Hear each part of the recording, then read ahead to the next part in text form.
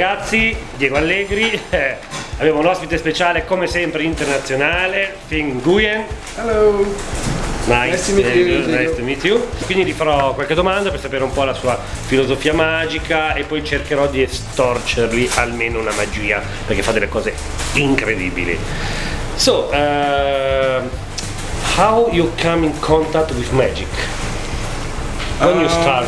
Yeah, actually my dad showed me a trick when I was a child. Yeah? And it was a coin trick. Coin trick? Yeah, but he's not a magician, it's just something he knows. And he showed me and he never... Like the old uncle from... It's actually the coin where you do this, right? And then at some point you take the coin and you place it behind. He showed me that, but it fooled me and he never explained till I was 15, 16. Ah, okay. And then I discovered it by myself, by going on the internet or asking magicians, Yeah. Ah, that's how I get in contact with that, yeah. Yeah, beautiful. And you specialize on cards?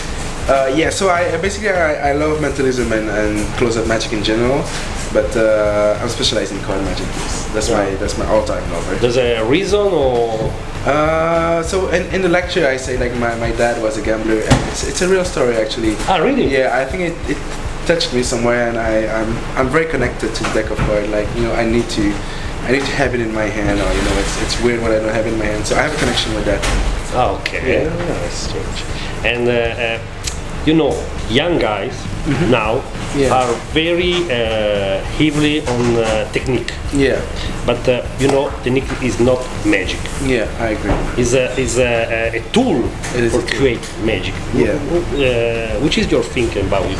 How you can blend technique, presentation? Yeah.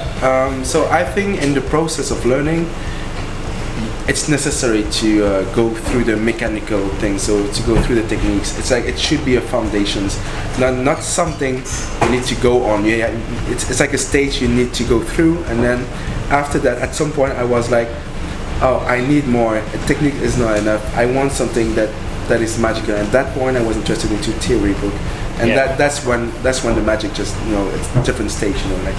That was when my magic just got better, thanks to construction theories and stuff like that. Wow. Yes. Do you have a few suggestions for young? I started reading Reflections by Helder Guimaraes. Yeah. It's on construction, like heavily, so it's hard to understand. But then I started reading Strong Magic.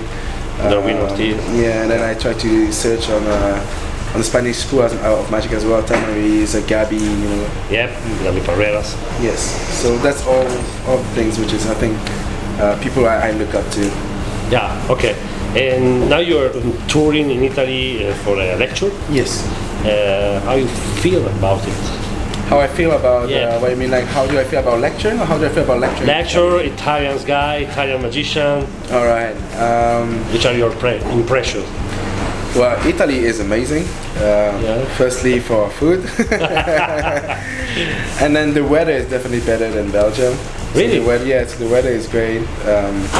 And then I'm having a good time here. Like people are very nice. Hospitality is like at its best. Thank you very much. Yeah, I really love being here. Yeah. Considering living here, it's nice, really. It's a nice place. Okay. What do you think about YouTube, Facebook, Instagram as media? All right. Okay. That's a very good question. Hard at the same time. I know, because I'm clever Italian. Yeah. Just kidding. Personally, I used to post and like magic videos on Instagram, and now I stopped. But the reason is because I really like this fact, the secrecy, like the fact that if I'm going somewhere or convention and there's other magicians, they don't really know what I'm doing. For example, they've never seen me do pass, they've never seen me do second deal, so they suppose I can't do them, right? So they don't have any idea what I'm doing. Yeah. So then when I do it for the first time and they see me, it gets better reaction, because all of the moves you have should be secret. Like why would you tell them I can do second deal or I can do pass, right? And but I think if you use it wisely, or if you know why you're doing it on social networks, then it becomes interesting. Yep. Like I have a friend who does it because he wants people to know his name, and so he can sell things, so it's interesting. And if you do it because you want to share, and make people have the taste of magic and then being passionate about it, then that's a good reason, you know. Yep. So it's all about how you do it and knowing why you do it, but not doing it just for fame, you know, not doing it just for having likes, because I think this is not, and that's not an motivation to spread magic, right? Yep. Oh. Yeah. Thanks. What do you think is the best way to learn magic? The best way to learn magic. Nowadays we have access to a lot of sources. So it could be a problem.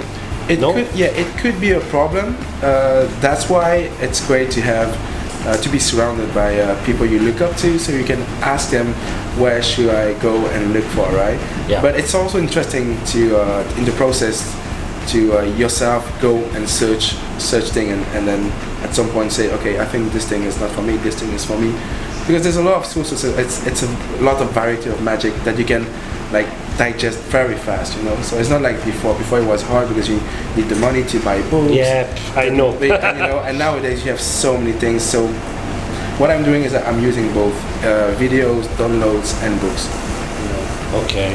But I'm just watching people that I know are worth it. I mean, like people I'm looking up to, you know. Yeah. I know that if Tamara is putting out something, I'm gonna read it for sure. I'm not gonna question myself. Yeah, okay, I understand. Me too. And